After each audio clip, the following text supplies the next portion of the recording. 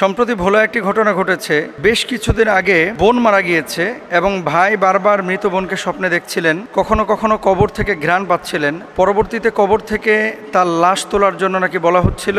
ভাই এলাকার মুরব্বীদেরকে নিয়ে কবর থেকে লাশ ওঠানোর জন্য কবর খোদাই করলেন এবং দেখতে পেলেন আসলেই যেই স্বপ্নে বলা হয়েছিল যে তিনি কবরে জীবিত, তিনি জীবিত না, তার লাশ পচে গেছে। মৃত মেয়ে কবরের ভেতর জীবিত আছে এমন স্বপ্ন দেখার দাবি করে দাফনের 18 দিন পর কবর খুঁড়েছেন স্বজনরা। কবর খুঁড়ে মরদেহ দেখার পর ফের আগের মতো দাফন করা হয়। এমতো অবস্থায় স্বপ্ন দেখলেই মৃত ব্যক্তির লাশ কবর থেকে উঠানো অথবা কবরে দেখা, কবর খোদাই করা, এগুলো ইসলাম অনুমোদন করে কি না? প্রথমত হচ্ছে, আমি এর আগে আলোচনা করেছি যে স্বপ্ন হচ্ছে তিন ধরনের। যে আন আবি হুরায়রা রাদিয়াল্লাহু তাআলা আনহু আনিন নবী সাল্লাল্লাহু আলাইহি ওয়াসাল্লাম قال الرؤيا الصالحة بشرى من الله والرؤيا من تحرين الشيطان والرؤيا مما يحدث المرء نفسه।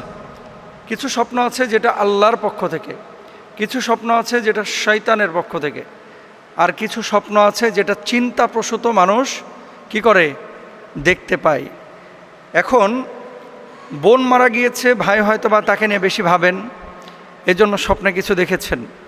কবর থেকে সুঘ্রাণ আসে, অনেক সময় আগরবাতি কবরের পাশে অনেকে জ্বালায়। ওই যে লাশ দাফনের পরে আপনার কি বলে ওটা, গোলাপ জল ছেটায়, আতর যেগুলো অতিরিক্ত বেঁচে যায় এগুলো কিন্তু কবরের উপরে অনেকে ছিটিয়ে দেয়, আপনারা নিশ্চয়ই দেখেছেন। এখন এই ঘ্রাণগুলোকে যদি অলৌকিক কোনো কিছু ভাবেন আপনি, বা অলৌকিক কোনো কিছু মনে করেন, এটা কিন্তু রং, এটা কিন্তু ইসলামী শরিয়ায় জায়েজ নাই। স্বপ্ন তিন প্রকার। আল্লাহর পক্ষ থেকে যে স্বপ্নটা হয় এটা সুসংবাদ। ভালো স্বপ্ন যদি আপনি দেখেন কোনো মৃত ব্যক্তির ব্যাপারে, চুপ থাকেন, তার জন্য দোয়া করেন। খারাপ স্বপ্ন যদি দেখেন তার জন্য কিছু সাদাকা করেন, আল্লাহর কাছে বলেন, আল্লাহর কাছে দোয়া করেন তার জন্য। আর কিছু স্বপ্ন আছে যে একটা মানুষকে আপনি সারাক্ষণ ভাবছেন, ভাবার পরে আপনি স্বপ্নে দেখলেন ওই ব্যক্তির কোনো একটা কাইফিয়ত বা অবস্থা, তাহলে এসব ক্ষেত্রে আপনার চুপ থাকাটা হচ্ছে শ্রেয়। এখন উনি বারবার বলতেছেন যে আমি স্বপ্নে দেখতেছি আমার বোন বলতেছে তিনি জীবিত কবরের মধ্যে। তো ভাই বোনকে জীবিত কতদিন আগে মারা গিয়েছে, লাশ খোদাই করে দেখতেছেন লাশ পচে গিয়েছে, তাহলে কি হলো? মৃত ব্যক্তির রুহ কষ্ট পাইল, আপনি মানুষের কাছে কিন্তু অসম্মানিত হলেন, লাঞ্ছিত হলেন। এই জন্য মানুষকে, মৃত ব্যক্তিকে কবরস্থ করার পরে এটা কোনোভাবেই সম্ভব না। এমনিতেই মানে একটা মানুষ যদি আপনার দাফন করা হয়, 2-3 ঘন্টা পর থেকে তার শরীর পচা শুরু হয়ে যায়, তার চোখ নষ্ট হয়ে যায়, তার বডি নষ্ট হয়ে যায়, এভাবে শুরু হয়। তাহলে মাসখানেক আগে আমি শুনলাম যে ওনার বোন মারা গিয়েছে, লেখা আছে ঈদের দিন সকালে। তাহলে ঈদ হওয়া আজকে কতদিন হয়ে গেল, এখনও লাশ কীভাবে জীবিত থাকে বলেন? তার মানে এগুলো হচ্ছে কমন সেন্সের অভাব। এই ধরনের কোনো বিষয় যখন আসবে, আলেম ওলামাদের সাথে আপনারা কিন্তু আগে পরামর্শ করে নেবেন, আগে জেনে নেবেন যে আসলে এটা জায়েজ নাকি না জায়েজ। এগুলো বিষয়গুলো আপনি জেনে তারপরে সিদ্ধান্ত নেবেন। হুট করে লাশ তুলবেন, এটা কিন্তু কোনোভাবে উচিত না।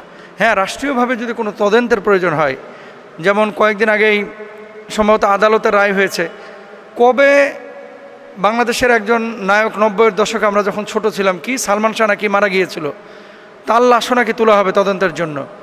তো এখন আদালত যদি কোনো ব্যক্তির তদন্তের জন্য লাশ তুলতে পারে, শরিয়া যদিও এটাকে নিরুৎসাহিত করে, কিন্তু তদন্তের জন্য কবর থেকে লাশ তোলা জায়েজ আছে। তদন্তের জন্য যদিও শরিয়া এটাকে নিরুৎসাহিত করে। আপনি একটা স্বপ্ন দেখলেন আর হুট করে কবর খোদাই করে বোনের বা বাবার বা মায়ের লাশ তুলবেন, এটা শরিয়া কোনোভাবেই অনুমোদন করে না। সুতরাং এরকম কোনো স্বপ্ন দেখলে পেরেশান না হয়ে ইসলামিক স্কলার, আলেম ওলামাদের সাথে পরামর্শ করবেন। আল্লাহ বুঝদান করুন। পোশাক তো আমরা অনেক পরি, আপনারা জুব্বা পরেন, মেয়েরা সালোয়ার কামিজ পরে। কোন পোশাক দিয়ে আসলে পর্দা হয় না বা সতর আবৃত হয় না, পরলেও গুনাহ হয়, এরকম কোনো পোশাকের যদি দিক নির্দেশনা আমাদেরকে দিতেন। হ্যাঁ, এটা ভেরি ভেরি ইম্পর্টেন্ট একটা বিষয়। দেখেন, 3 ধরনের পোশাক আছে যে পোশাকগুলো আপনি পরিধান করলে পর্দার দাবি আদায় হবে না এবং এটা দিয়ে কখনোই পর্দা সম্ভব না। কয় ধরনের? 3 ধরনের। এই পোশাকগুলো যদি আপনি পরেন তাহলে আপনার গুনাহ হবে। পোশাকের উদ্দেশ্য হচ্ছে ওয়ালিবাস ইউয়ারি সাওআতিকুম ওয়ারিশা। আল্লাহ সুবহানাহু ওয়া তাআলা পোশাক যে দিয়েছেন এটার মাকসাদ কিন্তু 2টা। সতর ঢাকা, ওই যে ইউয়ারি আল্লাহ বলছেন, সতর ঢাকা এবং তাকওয়ার পোশাক অবলম্বন করা, যে তাকওয়ার পোশাকের কারণে মানুষের ভেতরের আকার আকৃতি বোঝা যাবে না, লজ্জাস্থান ঢেকে থাকবে এবং মানুষ পবিত্র জীবনযাপন করতে পারবে। আল্লাহ সুবহানাহু ওয়া তাআলা তাকওয়ার পোশাক বলেছেন। এখন আমাদের মেয়েরা সালোয়ার কামিজ পরে, ছেলেরা কেউ জুব্বা পরে, কেউ কোট্টাই পরে, কেউ প্যান্ট পরে, কেউ চিপা প্যান্ট পরে, কেউ ফাটা প্যান্ট পরে, কেউ ছিঁড়া প্যান্ট পরে। এখন তো ছিঁড়া ফাটা যত বেশি, ফ্যাশনও তত বেশি, তাই না? নবীজি ছেলেদেরকে বললেন টাকনুর উপরে কাপড় পরতে, এখন ছেলেরা টাকনুর নিচে কাপড় পরতেছে, আর মেয়েরা টাকনুর উপরে উঠাইতে উঠাইতে হাঁটু পর্যন্ত নিয়ে চলে আসছে। দেখবেন বাজারে রং চটা এবং যত ছেঁড়া ফাটা প্যান্ট এগুলো তত বেশি ফ্যাশনেবল, এগুলোর দাম বেশি, এরকম অনেকে করছেন। রাসূল আকরাম সাল্লাল্লাহু আলাইহি ওয়াসাল্লাম কি বলছেন? এমন পোশাক যা এত ছোট, যা পরিধান করা সত্ত্বেও সম্পূর্ণ শরীর আবৃত হয় না বা ঢেকে থাকে না, এই ধরনের পোশাক কেউ যদি পরে তাহলে সে হারাম করলো, তার এই সতর উন্মুক্ত করার জন্য তার কবিরা গুনাহ হইল, এবং এই ব্যক্তির এই পোশাক দিয়ে কখনো লজ্জাস্থান আবৃত হবে না, এটা দিয়ে সে আল্লাহর কাছ থেকে কখনো নাজাত পাবে না। নবীজির হাদিস থেকে মুহাদ্দিসিনরা এমন কথা বলেন। এখন আপনার ধরেন এমন প্যান্ট পরলেন যে এখানটায় খাবলা মেরে যেন বিলায় কামড়ায় ছিঁড়ে ফেলাইছে, ইচ্ছা করেই ছেঁড়া, এখানে হাঁটু বাইরে হয়ে রয়েছে। ছেলেদের সতর কি নাভির নিচ থেকে হাঁটু পর্যন্ত, আর মেয়েদের গোটা শরীর, এটা আবৃত করা আপনার জন্য ফরজ।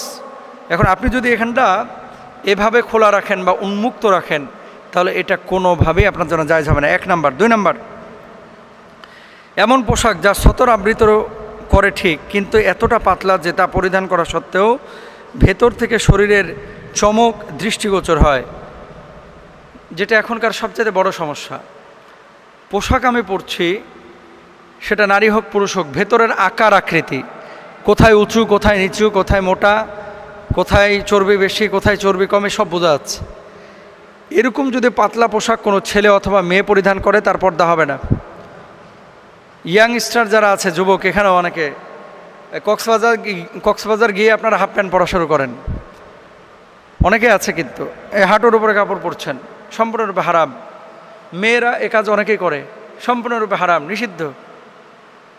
শর্ট জামা পরছেন, নাভি বের হয়ে রয়েছে, কোমর বের হয়ে রয়েছে, এই ধরনের পোশাক আপনাকে জাহান্নামে নেবে। 3 নাম্বার, এমন পোশাক যা টাইট ফিট, তা পরিধান করা সত্ত্বেও দেহের ভাঁজ ইত্যাদি দৃষ্টিগোচর হয়, এটাও সতর ঢাকার পরিপন্থী। সুতরাং এমন পোশাক আপনাকে নির্বাচন করতে হবে। দেখেন আমরা যে জুব্বাটা পরি, আমি বলছি না গোটা দেশের মানুষ জুব্বা পরুক, পুরুষরা না। আপনি জামাই পরেন, আপনি টি শার্ট পরেন, কিন্তু আপনার ঢিলা ঢালা হতে হবে, মোটা পোশাক পরিধান করতে হবে যাতে করে ভেতরে আকার আকৃতি বোঝা না যায়। মেয়েরা এমনভাবে ঝুলিয়ে পোশাক পরবেন যাতে করে তার ভেতরের কোনো ভাঁজ আকার আকৃতি বোঝা না যায়, এবং খাস পর্দার সাথে চলার চেষ্টা করবেন। এই বোরকা, এই জুব্বা, এই পাঞ্জাবি, এই পোশাক আপনাকে জান্নাতে নেবে অথবা আপনাকে জাহান্নামে নেবে। আল্লাহ তাআলা আমাদেরকে বোঝার তৌফিক দান করুন।